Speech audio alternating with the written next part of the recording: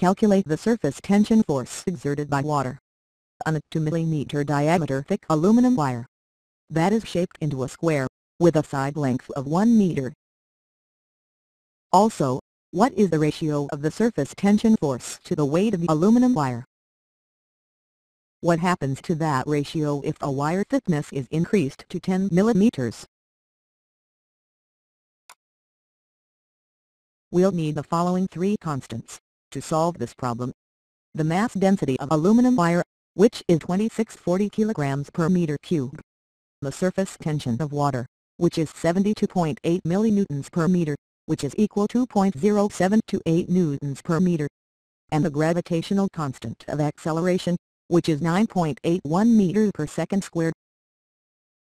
The length of the square-shaped wire is simply equal to 4 times the length of one side of the square, or 4 meters. The surface tension force that is acting on a wire can be calculated as 2 times the surface tension coefficient of water times the length of a wire, which gives a surface tension force value of 0.584 newtons. Note that the factor of 2 in the beginning of the expression is due to the fact that the wire has two circumferences, an internal and an external one.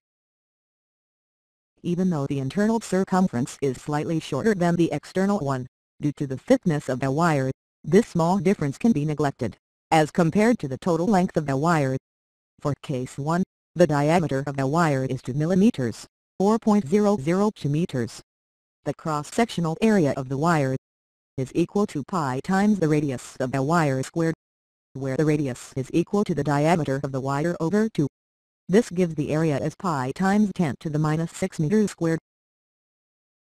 We can get the wire's volume by multiplying the length of the wire times its cross-sectional area, and so we get the wire's volume to be 4 pi times 10 to the minus 6 meters cubed. We can then get the weight of the wire by multiplying the wire's density times its volume times g. The weight of the wire is calculated to be equal to 0.325 newtons. Finally, the ratio of the surface tension force to the wire's weight is equal to 0.5824 newtons over 0.325 newtons, which is equal to 1.792.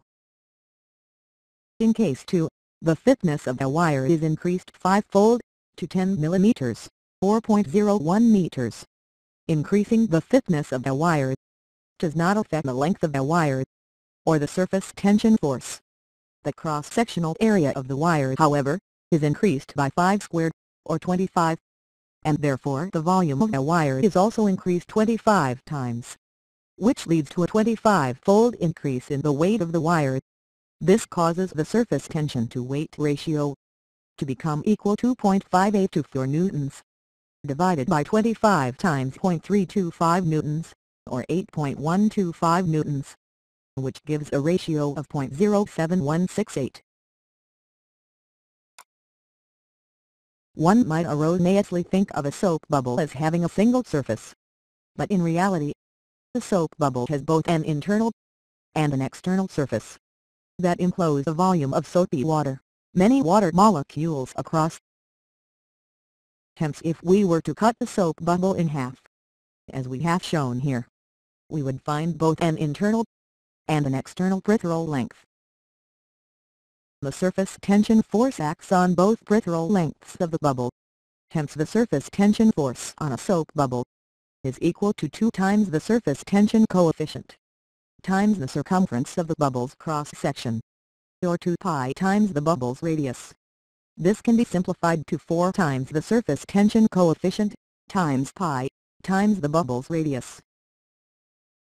When the bubble is in equilibrium, meaning it is neither growing nor collapsing, the surface tension force on the bubble that tends to collapse the bubble is exactly balanced by a pressure force from within the bubble that tends to expand it. The pressure force on the bubble is equal to the difference between the bubble's internal pressure and the external atmospheric pressure times the projected area of the bubble, or pi, times the bubble's radius squared. At equilibrium, the surface tension force is equal to the pressure force. Substituting the values of the two forces, Fsd and Fp. And simplifying the resulting expression, we get that at equilibrium, the pressure difference between the bubble's interior and exterior is equal to 4 times the surface tension coefficient divided by the bubble's radius.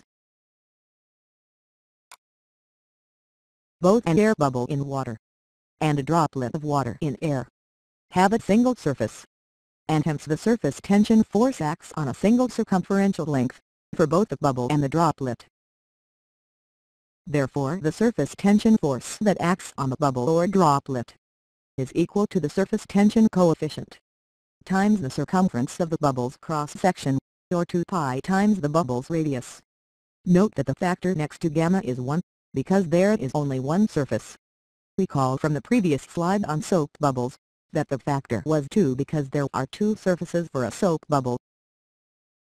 Following a similar derivation to the one for the soap bubble, we find that at equilibrium, the pressure difference between the bubble's interior and exterior is equal to 2 times the surface tension coefficient divided by the bubble's radius. Calculate the pressure difference in atmospheres between the inside and outside of a bubble in water that is in equilibrium. The radius of the bubble is 0.1 micrometers. Given the bubble radius of 0.1 micrometers, or 10 to the power minus 7 meters, we can use the equation for equilibrium pressure inside the bubble or droplet to calculate the difference between the pressure inside and outside the bubble. The pressure difference is equal to 2 times the surface tension of water, which is 0.0728 newtons per meter, divided by the radius of the bubble, which is 10 to the power minus 7 meters. Performing the calculation gives a pressure difference of 1.456 megapascals. Next we convert 1.456 megapascals to atmospheres by dividing by the conversion factor of 0.101325 megapascals per atmosphere. We calculate that the pressure difference between the inside of the bubble and the outside of the bubble, that is required to keep a 0.1 micrometer radius bubble in equilibrium, is equal to 14.37 atmospheres. The contact angle of a liquid with a solid is the angle that the liquid's surface makes with that solid when the two are in contact. The angle is measured in the liquid, starting from the solid's surface. Depending on the value of the contact angle, the liquid can be fully wetting the solid at a contact angle of 0 degrees, or the liquid does not wet the solid at all at a contact angle of 180 degrees. The main factors that affect the value of the contact angle are the type of liquid that is at the interface, the type of solid that is at the interface, the type of fluid that is above the interface, which can be a gas, a vapor, or another liquid, and the ambient temperature. Some common contact angles, when air is present above the interface, and the ambient temperature is equal to 20 degrees Celsius, are as follows. The contact angle of water on glass, which is equal to about 25 degrees, and the contact angle of mercury on glass, which is equal to 140 degrees. You can use the slider to vary the contact angle, and visualize the shape of a liquid droplet on top of a solid surface. When you wish to continue with the lecture, please press the play button at the top. The contact angle has important applications. Hydrophobic solid materials are materials that have a contact angle with water that is larger than 150 degrees. These materials are used to make waterproof fabric, like the raincoat and umbrella shown here. The high contact angle of these materials with water causes the latter to form droplets over the surface that can easily slide or fall off. The word hydrophobic literally means fear of water. Hydrophilic materials, on the other hand, have a small contact angle with water that is smaller than 30 degrees.